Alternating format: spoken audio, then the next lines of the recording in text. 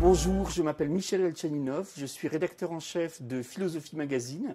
C'est un mensuel qui éclaire les enjeux de l'actualité et de nos vies avec les outils de la philosophie.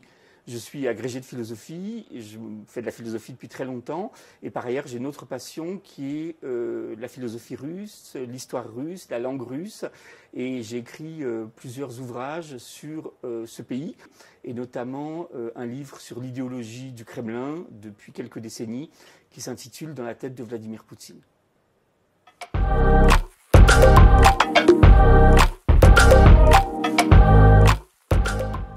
Je crois que la philosophie, dans le contexte de crises multiples, graves que nous traversons, crise écologique, crise sociale, crise politique, crise internationale, eh bien, peut apporter quelque chose. Souvent on s'imagine que la philosophie, c'est le ciel des idées, ça se passe uniquement dans les bibliothèques, c'est totalement déconnecté de la vie réelle. Eh bien, je crois au contraire que la philosophie permet de forger des outils de compréhension, des outils d'analyse, et peut-être même des leviers d'action. C'est-à-dire que pour bien agir dans le monde, il faut d'abord bien le comprendre. Et ce qui est intéressant avec la philosophie, c'est qu'à la fois, elle regarde des problèmes très globaux. Qu'est-ce que c'est que la guerre ?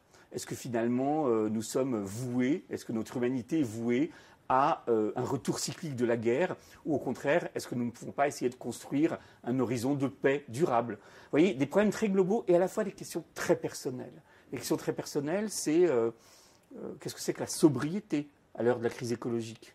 C'est la valeur du travail après le Covid et au moment où le télétravail s'est généralisé. Et je crois qu'à toutes ces questions, la philosophie n'apportera jamais aucune réponse définitive, mais aidera à, disons, repréciser le cadre du débat et peut-être à apporter des hypothèses. Je crois beaucoup à la philosophie, au rôle qu'elle peut jouer dans nos sociétés, dans l'éducation d'ailleurs aussi des enfants. Et je crois que la philosophie, c'est ce travail d'échange à partir d'arguments rationnels et que c'est dans notre société plus utile que jamais.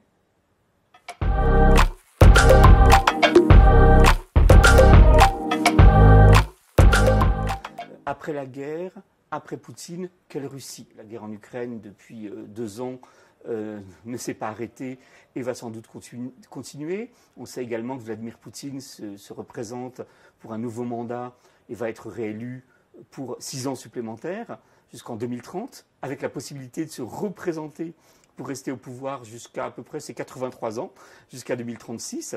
Donc c'est évidemment une question qui peut paraître étrange parce que je la pose aujourd'hui. Et la question moi, que je voudrais me poser, c'est est-ce que les Russes, après, se regarderont dans le miroir, regarderont ce qu'ils ont fait, ce qu'ils ont commis, notamment en allant faire la guerre à finalement un peuple dont ils sont très proches, les Ukrainiens, et ce qui pourra se passer. Alors, je vais essayer de proposer quelques scénarios pour le futur. Est-ce que la Russie peut se démembrer ? Est-ce qu'il y a un risque d'un régime encore plus extrême que celui de Poutine ? Est-ce que la démocratie peut revenir dans ce pays ?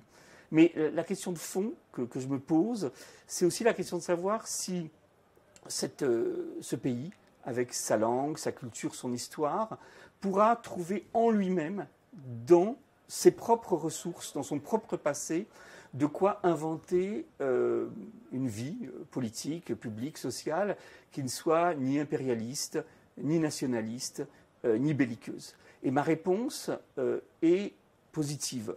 Je crois que la Russie, si elle le désire évidemment, pourra trouver dans sa propre culture, chez ses écrivains, chez ses philosophes, de quoi inventer un futur qui ne soit pas la Russie de Vladimir Poutine.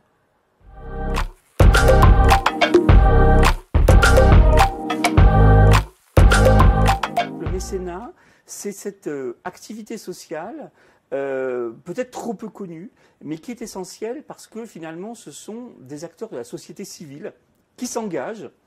Chacun s'engage à sa manière sur les causes qui lui paraissent importantes, mais pour tout simplement transformer les choses et non pas contre la société telle que dans laquelle nous vivons, mais pour lui apporter peut-être un supplément d'engagement, un supplément de conviction, un supplément d'élan qui lui manque parfois. Donc je dirais que le le mécénat, et notamment pour mettre en relation des étudiants, des chercheurs et des nouvelles idées qui sont bénéfiques à l'économie, c'est quelque chose d'absolument fondamental dans notre société.